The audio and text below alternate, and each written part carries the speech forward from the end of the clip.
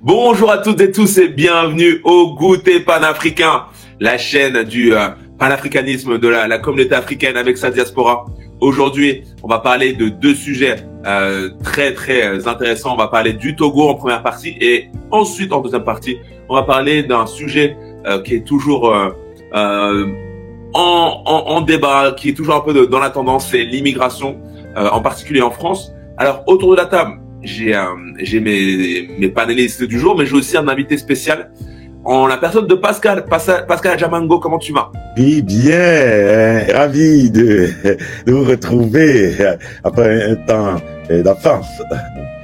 Ouais, exactement. Après un petit temps d'absence, tu avais participé dans les premiers goûters panafricains, donc merci encore d'être avec nous pour cette émission. On va parler du Togo avec toi. Merci à toi.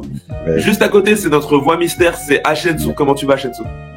Merci, je vais très bien. Merci donc à tous les panélistes donc d'avoir répondu présent, en sachant que nous sommes tous impliqués donc au niveau professionnel, on a beaucoup de choses. Mais pour nous, ce qui importe, c'est véritablement de mettre un petit peu le doigt sur ce qui fait mal ou d'avoir des éclairages donc des divers invités que nous accueillons donc régulièrement. Merci beaucoup. Merci à toi. On a le président d'Africa du Monde. Comment tu vas, Thibaut? Oui, très bien. Merci Thomas, merci Yessou, merci Pascal. Pascal, ça fait longtemps que tu nous as un peu manqué, tu as disparu.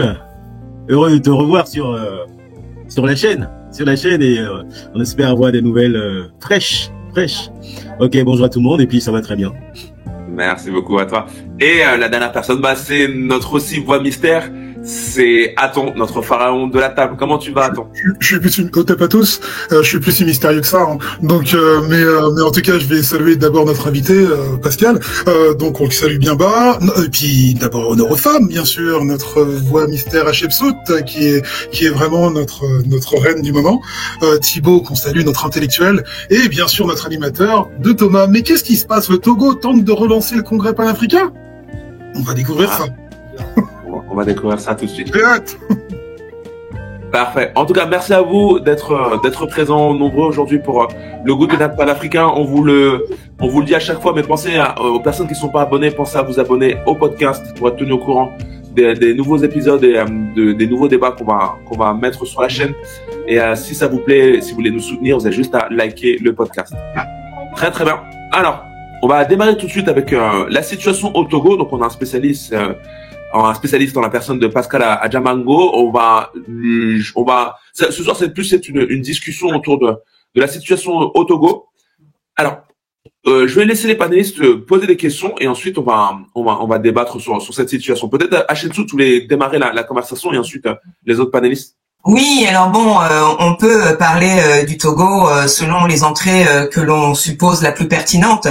Alors, excuse-moi de te couper. Déjà, pourquoi pas aujourd'hui on parle du Togo? Et peut-être. Alors, on parle du Togo parce que justement, Faure Gnassingbé semble plus ou moins être un chevalier loyal sur la scène internationale par rapport donc à toutes les mouvements de révolutionnaires entre guillemets qui n'est pas réellement reconnu mais qui a été acté par un certain nombre de populations, notamment Niger, Mali et puis Burkina Faso.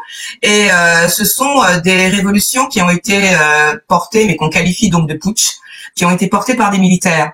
Et il s'avère que ça semble déranger un certain nombre de pays, des anciennes colonies en quelque sorte, qui aujourd'hui oublient justement que l'un des leurs, notamment en France, qu'on appelle le général de Gaulle, est arrivé au pouvoir par plus ou moins une chose qui n'est pas une réelle élection.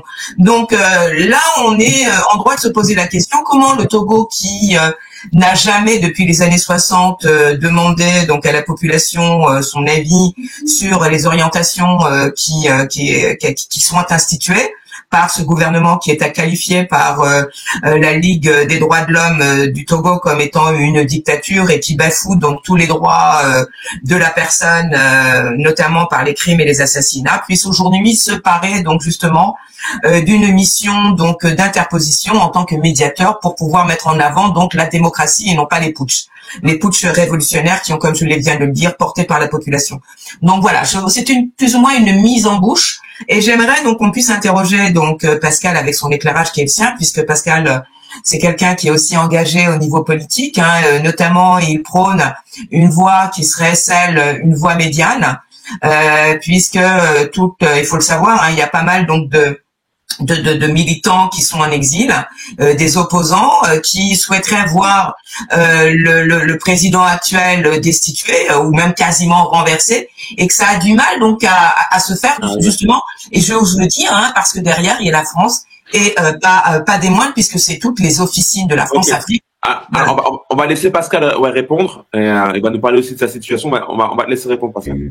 Oui, voilà.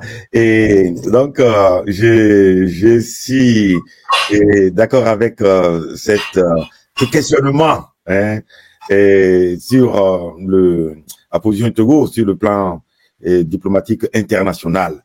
Et je vais rappeler que personnellement, je suis le président d'un parti qui a été constitué en 2018, le Mouvement du Peuple pour la Liberté, MPL, et qui prône le changement, mais et par un processus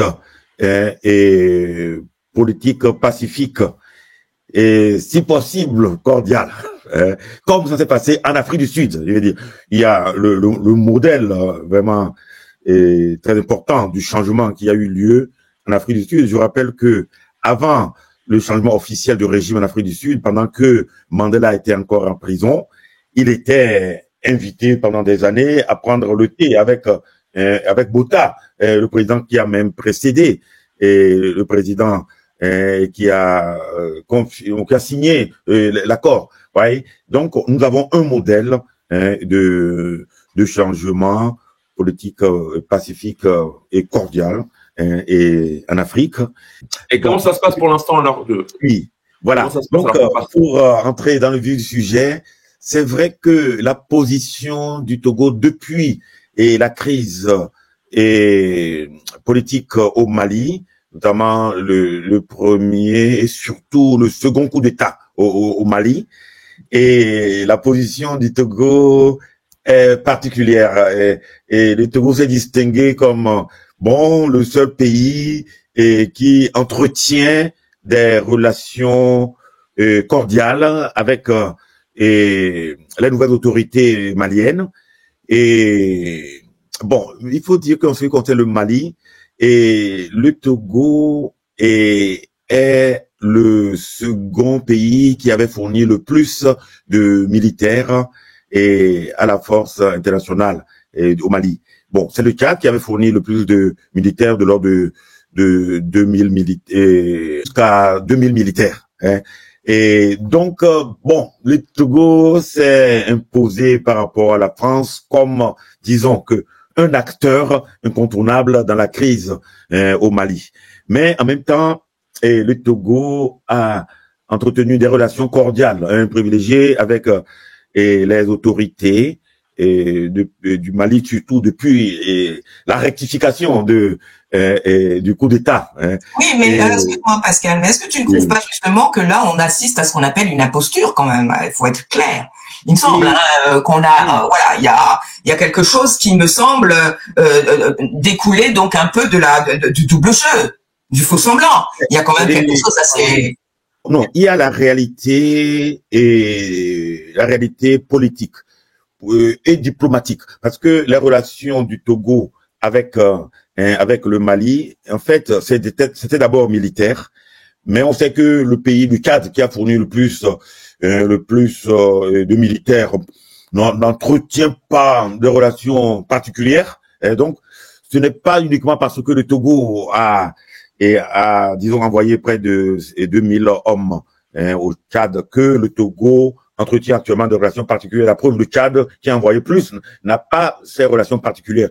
Je pense que il y a un positionnement personnel particulier du chef de l'État togolais, qui a permis cette relation spéciale avec le la nouvelle autorité du Mali. Je vais juste laisser les panélistes te poser interagir avec toi. Je vais commencer avec Thibaut et ensuite, attends, D'accord. Ok.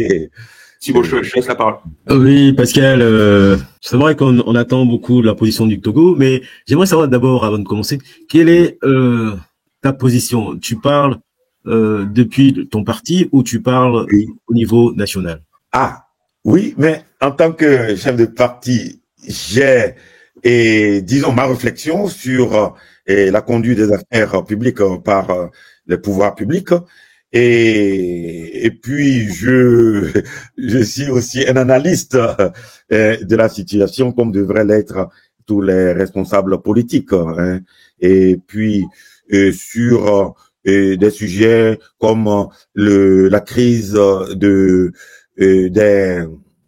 la guerre djihadiste contre le Togo, au nord du Togo, dont on ne parle pas beaucoup. Mon parti a fait plusieurs communiqués avec des propositions concrètes. Donc, je ne suis pas que un responsable de parti, mais je fais des propositions officielles. Le Niger, en ce qui concerne le Niger, bon, au nom de mon parti, nous avons pris des positions très virulentes pour condamner les mesures de la CEDEAO et pour proposer des solutions d'une sortie de crise et qui soit à la fois diplomatique et panafricaine. Hein. Et notre parti a accusé la CEDEAO de crimes contre le panafricanisme et de crimes contre l'humanité. Hein. Et c'est des communiqués qui ont été publiés dans la revue, la presse, le quotidien et le plus lu au Togo, qui est Liberté. Hein. Donc, c'est pour dire que, bon, je suis disons, un acteur officiel de la vie politique togolaise. Ouais. D'accord. Donc du coup, j'ai c'est deux actualités. Hein. D'un côté, c'est pour savoir si le Togo a voté les sanctions contre le Mali et le Burkina Faso, et de deux, derrière, de savoir au niveau du port de Cotonou, d'où passer les marchandises qui vont au Mali et au Burkina Faso. Récemment, le Togo a un peu récupéré une partie des marchandises. Donc j'aimerais que tu nous expliques un peu ce qu'il en est réellement de ce côté-là, et aussi avec le pipeline qui part du Niger vers les ports. Oui, voilà. C'est une question pertinente.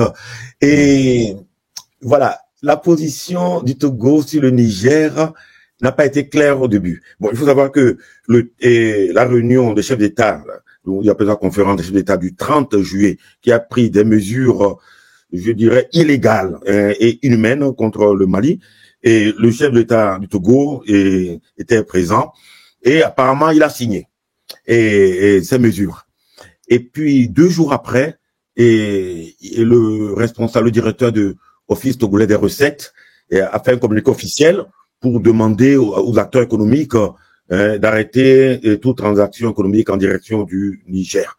Et personnellement, j'ai protesté contre ce communiqué officiel de l'OTR et j'avais également, au nom de mon parti, publié un communiqué pour dénoncer ces mesures de la CEDEAO et pour proposer une sortie de crise politique qui consisterait à faire appel au peuple nigérien. On dit qu'en démocratie, c'est le peuple qui est le seul détenteur de la souveraineté. En tout cas, dans la constitution togolaise, et un article l'affirme et oblige le chef de l'État en prêtant serment de dire que c'est le peuple qui est le seul détenteur de la souveraineté.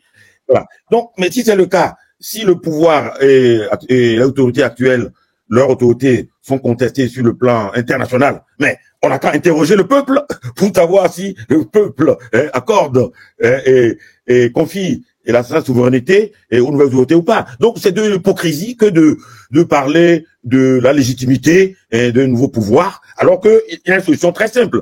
Bon, visiblement tout le monde voit que le peuple soutient et de manière indiscutable une nouvelle autorité. Mais si certains veulent douter du soutien, ben on n'a qu'à organiser, on n'a qu'à consulter le peuple et par référendum. C'est la solution que nous proposons depuis la signature des mesures contre le Niger, mais depuis notre protestation j'ai constaté que la position du chef d'État togolais a évolué. Alors Pascal, juste, on va laisser la parole à Aton parce que lui aussi, il a pas eu le temps de parole.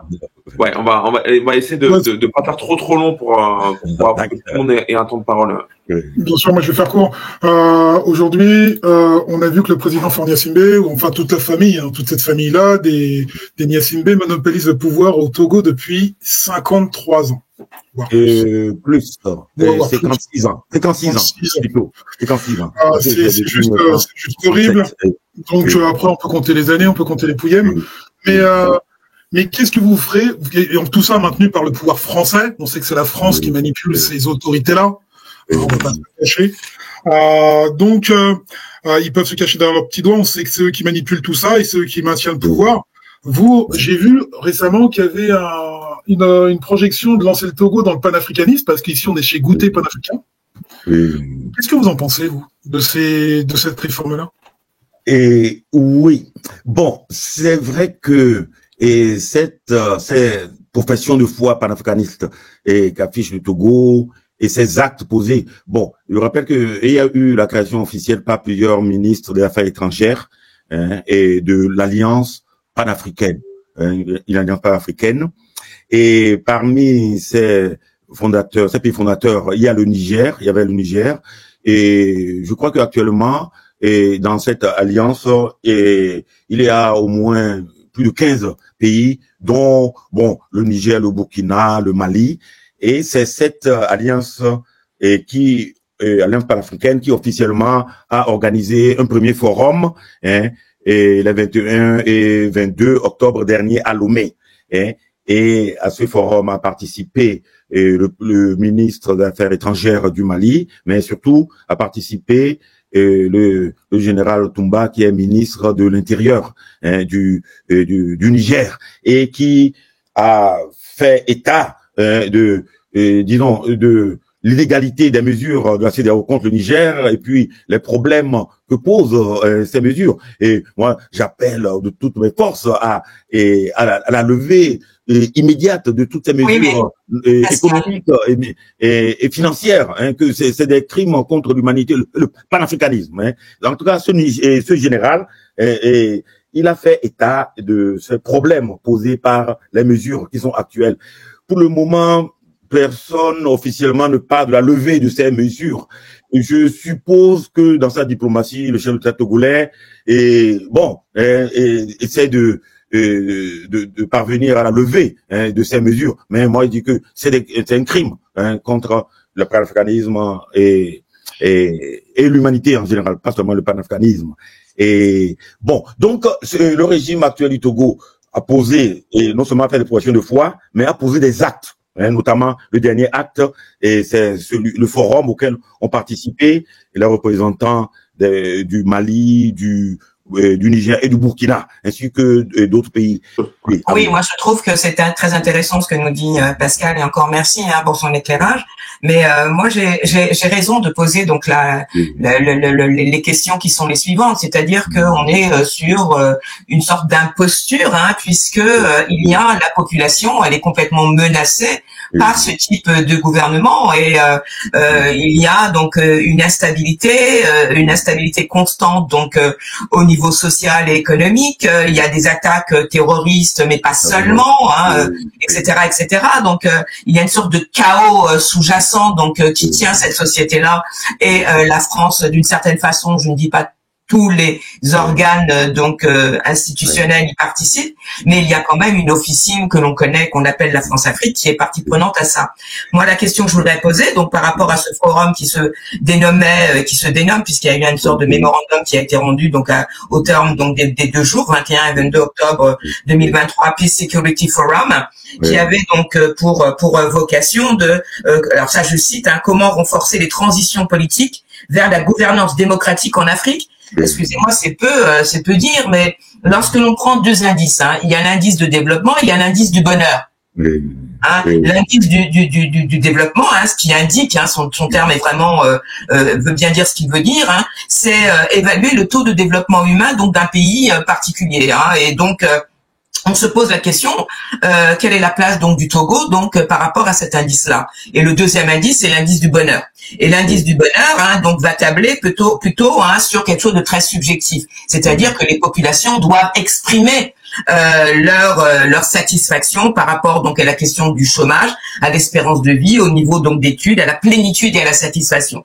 Concernant les 10 de développement, il faut savoir que donc le Togo fait partie donc des pays qui ont une qualification qui traîne depuis donc des années, ça fait 56 ans, qu'on appelle le sous-développement. C'est un sous-développement structurel, chronique, et que le produit intérieur brut est vraiment au-dessous donc de ce qu'on peut attendre. Il y a très peu d'industrie, très peu donc de valeur ajoutée. Et en ce qui concerne donc la question qui est posée donc au terme donc de ce forum, d'aller vers une sorte de renouvellement d'une vision, j'en doute. Donc ça va durer encore combien de temps cette histoire-là? C'est vrai, c'est vrai. Donc, et disons que je disais que la progression de foi panafricaniste du Togo et les actes panafricanistes posés sont en fait en contradiction avec la situation intérieure du Togo. Par exemple, si on prend le thème de la dernière conférence portant sur une transition vers une gouvernance démocratique, et là, le problème de la gouvernance démocratique au Togo est entièrement posé sur tous les plans, sur le plan politique, avec une séparation de pouvoir, par exemple, la justice n'est pas indépendante, elle est aux ordres du pouvoir exécutif. Donc, il y a de véritables problèmes de gouvernance qui sont posés au Togo. Le plus grave problème, c'est la confiscation du pouvoir depuis 56 ans par une seule famille, puisque, moi je le dis dans plusieurs communiqués officiels du parti, mais que l'alternance est aussi nécessaire à la démocratie que l'oxygène l'est aux coureurs. Et quand, disons, pas seulement un parti politique, mais une même famille monopolise le pouvoir depuis 56 ans, et la gouvernance politique, est interrogée. Mais ce qui est plus grave pour moi, c'est la mauvaise gouvernance économique, avec des affaires de détournement de fonds publics à l'échelle du budget national. Par exemple, ce qu'on appelle le Petrol Gate au Togo. Et c'est un détournement de fonds publics qui s'est étalé sur 10 ans, mais qui porte sur 500 milliards, c'est-à-dire la moitié du budget national.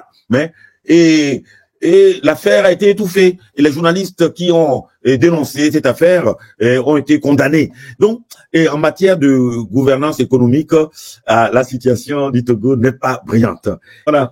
C'est beau, peut-être tu voulais rebondir et on va finir avec Caton et après je sais que Pascal, tu devrais y aller. Je voudrais juste préciser que lorsqu'on assiste à une sorte de népotisme, où effectivement c'est la famille qui passe donc à sa belle-mère, à sa belle-sœur, etc., c'est des choses qu'on ne verrait pas en France. On est d'accord. On ne verrait pas ça en France.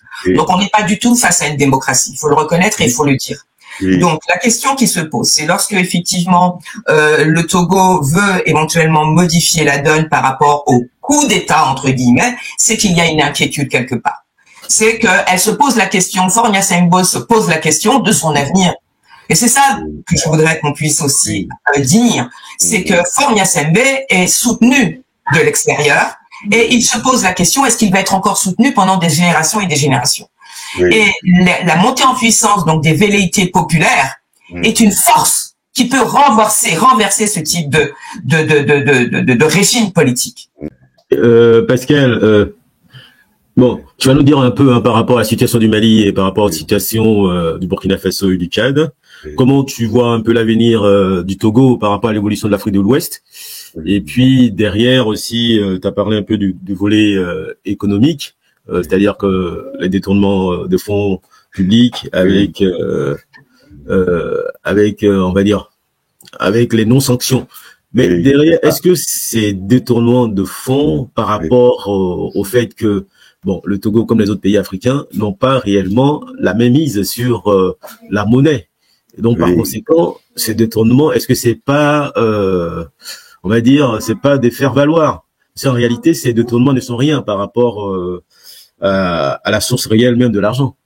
C'est vrai, c'est vrai. Mais par exemple, l'affaire qu'on appelle le Petrol Gate au Togo, mais comme ça porte sur la moitié du budget national togolais, Et non, on ne peut pas négliger. Et le fait que jusqu'à maintenant le gouvernement entretient l'impunité et sur ces détournements, c'est vraiment très condamnable de la part du pouvoir togolais. Et il n'y a pas que cette affaire. Et l'affaire la plus récente du détournement, c'est sur le Covid, voyez. Et pour rien que la première année de 2020 du Covid, et il est à peu près 120 milliards de francs CFA qui ont été consacrés. Et il paraît qu'il y a eu un détournement qui est de l'ordre de 100 milliards, essentiellement par les membres du gouvernement, et l'affaire a été étouffée. Alors que au Sénégal, il y a un détournement de l'ordre de 10 milliards et il y a des poursuites judiciaires qui ont été déjà lancées. Alors qu'au Togo, l'affaire a été étouffée. Voyez, et ça date d'à peine 2 ans parce que le rapport de la Cour des comptes est sorti il y a à peine 1 an. Et donc, la lutte contre la mauvaise gouvernance, les détournements de fonds publics au Togo, c'est vraiment très grave. Moi, je dénonce ce. Ok, peut-être attends avant de terminer avec Pascal et ensuite on va passer sur le deuxième sujet. Ouais, on va peut-être le laisser partir notre intervenant, mais bon, moi je voulais avoir sur l'AES. Mais bon, c'est l'AES, c'est l'Alliance des États du Sahel, et c'est l'actualité du moment, et je voulais juste avoir très rapidement un retour sur notre intervenant. Oui, voilà. Et bon, la participation des 3 pays à un niveau élevé. Je sais que j'ai répété, le Mali était représenté au niveau du ministre des Affaires étrangères et le Niger et au niveau du ministre de l'Intérieur. Au Burkina, je sais que le Burkina était représenté, mais je ne sais pas à quel niveau. En tout cas, les 3 pays de l'AOS étaient fortement représentés au forum de Lomé. Et apparemment, le régime togolais est un soutien fort à l'AES. Et bon, moi, j'approuve cela, tout en étant critique et vis-à-vis du pouvoir togolais et sur la gouvernance intérieure, la gouvernance à la fois démocratique et économique. Mais j'approuve à 100% la position du chef d'État togolais et vis-à-vis de l'AES. Très bien, merci beaucoup à toi Pascal. Merci pour le débat, pour les questions soulevées. Merci. Très bien, on va continuer. Il nous reste plus beaucoup de temps, on va continuer le débat cette fois sur un autre sujet. On s'était vu en aparté et vous m'avez dit Thomas, il faut qu'on parle d'un sujet brûlant actuellement, c'est l'immigration en France vers de nouvelles mesures. D'accord, on a des nouvelles mesures là sur l'immigration et puis aussi sur la santé. Et on se rend compte que bientôt on sera dans une période électorale aussi, parce que souvent les mesures sortent souvent quand bientôt il y a les élections, notamment présidentielles. Et les étrangers en général et les étrangers d'Afrique noire en général sont souvent les victimes des nouvelles lois qui vont bientôt sortir. En l'occurrence ici, c'est sur le groupement familial et sur l'aide aux personnes médicale d'État qui va devenir l'aide médicale d'État qui va devenir l'aide médicale d'urgence. Ouais, l'aide médicale d'urgence. Le problème c'est quoi? C'est qu'en réalité, ces deux mesures sont contre-productives pour une raison simple, c'est que la démographie actuelle de la France ne plaide pas en faveur de ce type de mesures parce que étant donné que ils ont pas beaucoup de jeunes dans leur population, ils ont besoin d'une nouvelle génération de personnes qui viendraient travailler, cotiser pour pouvoir rehausser un peu non seulement leur démographie mais aussi leur économie. Il y a beaucoup de secteurs qui ferment parce qu'il n'y a plus de main d'œuvre. On a pas mal d'hôpitaux qui ferment aussi parce que ils ne trouvent pas du personnel, à la fois les personnes qualifiées, les médecins et les personnels aussi dans la structure, c'est-à-dire les agents de maîtrise, les infirmières, les AHH. Donc tout ça pose un réel problème, mais il faut faire plaisir aux gens de la droite extrême, en leur disant qu'il y a trop en fait d'étrangers en France et que par conséquent nous allons essayer de limiter l'argent qu'on leur donnerait, ce qui est faux en réalité, parce que quand on regarde bien, toutes ces aides-là sont d'abord faites pour la population française. Les étrangers ne reçoivent que, on va dire, une petite partie. Et puis, quand on regarde bien pour le regroupement familial, on se rend bien compte que depuis plus de 15 ans maintenant, elle a été très restrictive. Il n'y a plus tellement de regroupement familial en tant que tel. Les mesures sont longues. Ça met à peu près 5 ans pour que le dossier n'aboutisse et que les personnes ne puissent revenir sur la France. Donc, en fait, c'est plutôt des mesures de communication, mais pas des mesures réelles pour l'économie française ou même pour aérer la population française. Même, malheureusement, de l'autre côté, les étrangers qui subissent peuvent avoir l'impression que c'est très drastique et par conséquent, ils ont aussi le choix d'aller vers les pays voisins, c'est-à-dire soit ils restent en Afrique, hein, parce que l'Afrique elle est grande, il y a beaucoup de pays qui sont économiquement viables et qui vivent bien, comme l'Angola, le Mozambique, l'Éthiopie. Sinon, aller aussi dans d'autres pays, dans les pays de Guadeloupe, Martinique, Caraïbes, Nouvelle-Calédonie et tout ça. Vraiment, il y a de l'espace là-bas. Donc, je pense que il faut pas que nos frères visent que la France, alors qu'économiquement aujourd'hui, on sait que la France a des difficultés économiques qui ne leur permettent même pas de résoudre leur propre PNB par PIB, PNB et tout ça. Donc, ils ont des difficultés. C'est bien d'avoir introduit donc le propos qui est assez sensible, hein, je l'avoue. Hein, il y a différents quotidiens, les journaux titrent effectivement que le Sénat s'empare donc de ce projet de loi, hein, ce projet de loi qui est projet de loi sur l'asile et l'immigration, hein, de 2023. Il faut savoir qu'il y a un distinguo à faire entre l'immigration, la loi sur l'immigration et la loi d'asile. La loi d'asile, le droit d'asile, c'est plutôt protéger effectivement un groupe de population qui est persécuté là où il est sur un territoire donné. Il s'est trouvé refuge dans un autre pays où il pourrait trouver le calme et la sécurité. Le droit à l'immigration en Europe, donc en général c'est du sud vers les pays du nord, c'est plutôt des flux migratoires, hein, c'est en masse, bien souvent, hein, puisque effectivement il y a une sorte de dislocation donc des sociétés des pays du continent. C'est les personnes qui sont nées dans un autre pays et qui vont résider ailleurs par le biais donc à la fois donc des droits qui leur sont accordés pour le travail et pour le regroupement familial. Alors je vais dire qu'il y a 3 moments. Il y a le moment que on a vu donc au travers de l'ouvrage de Thibault, qui est ce qu'on appelle l'origine. C'est-à-dire que au départ, il y avait des déplacements donc de mélanodermes vers des contrées parce qu'ils étaient seuls sur la terre, vers des contrées où justement ils avaient cette sensation de liberté au niveau du mouvement. Ils s'implantaient là où ils avaient un avantage de se perpétuer en tant qu'espèce et sans danger. Et puis il y a eu le deuxième mouvement, qui est ce qu'on appelle la fondation donc d'une société capitaliste. Ils ont déporté en masse des populations qui vivaient donc sur un continent qu'on appelle l'Afrique et qui étaient issus donc des sociétés. On les a déportés. Et là, on assiste avec les lois à ce qu'on appelle de la régulation de la population. Ouais, moi je suis pas du tout d'accord avec nos copadélistes. Hein, la France, jusqu'à preuve du contraire, a fait ce qu'elle veut sur son territoire. Et si elle veut plus accueillir, on va bien être clair, de mélanodermes, je veux bien dire de noirs, pour être clair, la France, elle en veut pas. On soit clair, elle en veut pas. Donc, comment t'en es sûr? Ça veut dire que les quotas d'immigration seront régulés, plus de noirs, le regroupement familial qui avait été fait dans les années 74, elle en veut plus, le titre de séjour et motifs familiaux, elle en veut plus. Tous ces chiffres-là, vous les avez sur Sénat.fr. Je les invente pas. C'est vraiment le Sénat.fr où vous pouvez contrôler ce que je suis en train de dire. Les nouveaux cas de refus de délivrance et de retrait de titre de séjour seront aggravés. Le contrôle à l'immigration des étudiants recontrôlé et renforcé. Rétablir le délit de séjour irrégulier, ça va être mis en place. Je demande à toute nos populations qui nous écoutent, qui écoutent Goûter Panafricain, de se rendre compte dans quel cas on est. Soit on continue à immigrer dans des pays qui veulent pas de nous, et on continue comme ça, vitam aeternam, et on voit le dégât que ça fait, ou soit on commence à prendre conscience qu'on ne veut pas de nous dans le monde.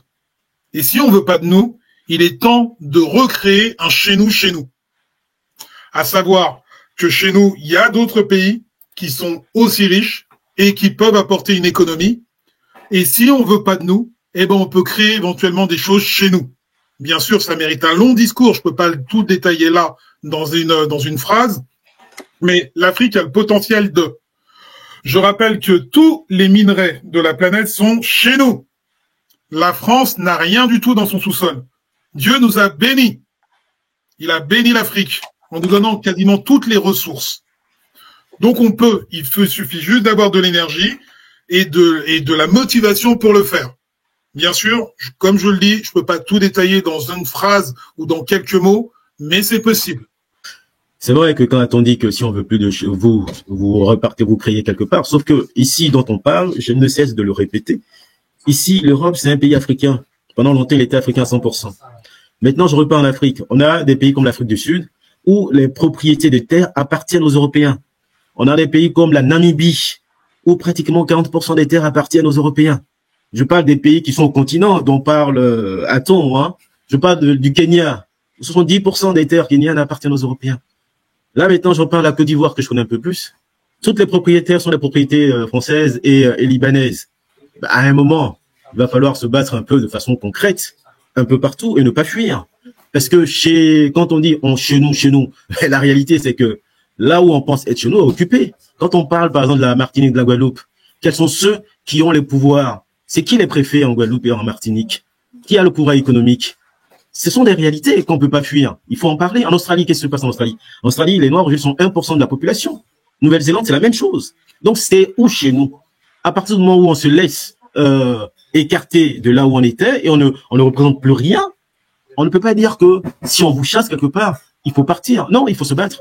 Il faut se battre pour enlever ce qui n'est pas bon, puisque là où tu penses être chez toi, tu n'as aucune propriété. Tu n'as que la propriété de couleur et la propriété de la langue peut-être. Mais alors moi je suis d'accord avec toi. Quelle serait la solution pour toi, Thibault? La solution pour moi, c'est de se battre là où on est pour faire en sorte que ces lois sortent, dégagent et que les propriétaires aient droit, accès direct à ce qu'ils ont droit. C'est important parce que si tu te bats pas réellement là où tu es et que tu penses te battre ailleurs, puisque ailleurs il y aura peut-être 90% de noirs, mais qui n'ont aucune propriété, ni politique, ni économique, je pense que tu vas au mouroir, comme en l'Australie aujourd'hui. L'Australie aujourd'hui, il y a plus de noirs. On n'en parle même pas. C'est une réalité. 40% de la population sur le continent, les gens n'ont pas le pouvoir, que ce soit en Égypte, en Tunisie, au Soudan. Le Soudan a été divisé en deux. Les noirs ont pris la tangente, ils n'ont plus de pouvoir. C'est une réalité. Donc c'est partout ça se pose. Et là où ça se pose, il faut se battre là où ça se pose pour que ailleurs soit amélioré. Alors moi je suis d'accord avec vous. Achète 2 petites secondes. Juste avant, alors tu as dit il faut se battre, mais quand tu dis se battre, c'est-à-dire que les populations noires n'ont qu'est-ce qui fait qu'elles ne peuvent pas, elles n'arrivent pas à se battre? Elles ont peut-être pas les moyens militaires, les moyens politiques. Il est où le souci en fait concrètement? Pour la France par exemple, ces lois dont ils sont en train de sortir peuvent être combattues devant le Conseil d'État, 2 devant le Conseil constitutionnel, de façon juridique. C'est-à-dire qu'on n'a pas besoin d'aller loin. De façon juridique, ces lois peuvent être combattues et après elles peuvent être combattues devant le système européen et après l'ONU. C'est-à-dire que sans les armes, ces lois peuvent sortir. Sauf que on s'est mis dans la tête que une fois qu'on sortait des lois, eh ben elles pouvaient se faire tout seules sans contrepartie. Je prends un autre exemple, c'est-à-dire que il y a des jeunes qui ont manifesté dans la rue. Et bien, du jour au lendemain, le préfet a décidé qu'il fallait que les parents sortent de leur logement et les parents, ils ont été expulsés. Quelle a été la réaction pour que ces personnes réintègrent leur logement puisque c'est pas légal? Si on accepte tout au profit qu'on n'est pas chez nous, mais on a chez nous nulle part.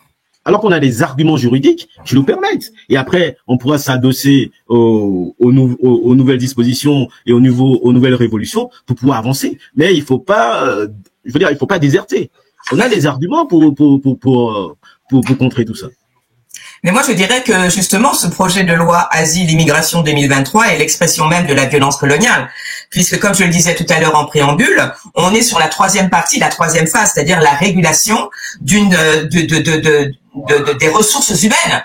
C'est-à-dire que s'il n'y avait pas eu la déportation qui a permis effectivement l'édification du capitalisme, il faut bien comprendre que tous les pays qui aujourd'hui instaurent, puisque c'est quasiment au niveau des directives européennes, qu'ils gèrent les populations venant du Sud, ce sont tous les pays qui ont participé à l'édification donc de la déportation.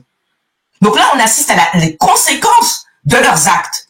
de la destruction justement d'un continent entier. Comme l'a dit Aton, on est face à quelque chose qui est de l'innommable. Il y a tout un continent à reconstruire, ouais. Et on a besoin de cette main-d'œuvre. Exactement, mais c'est comme a dit un peu le chef d'État Ibrahim Traoré, que maintenant ça suffit d'aller quémander auprès de l'Europe et il est temps de se reconstruire. Alors on va terminer le podcast ici parce que ça fait 1 heure qu'on est en train de débattre.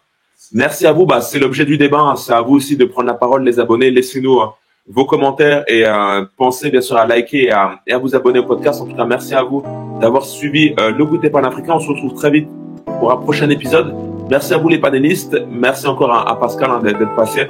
Et vous êtes sur le Goûter Panafricain, la chaîne du panafricanisme, de l'Afrique, de la diaspora et du débat aussi, débat très animé. Allez, merci à vous et passez une bonne soirée en tout cas. Merci. Bonne soirée à tous, on attend vos commentaires.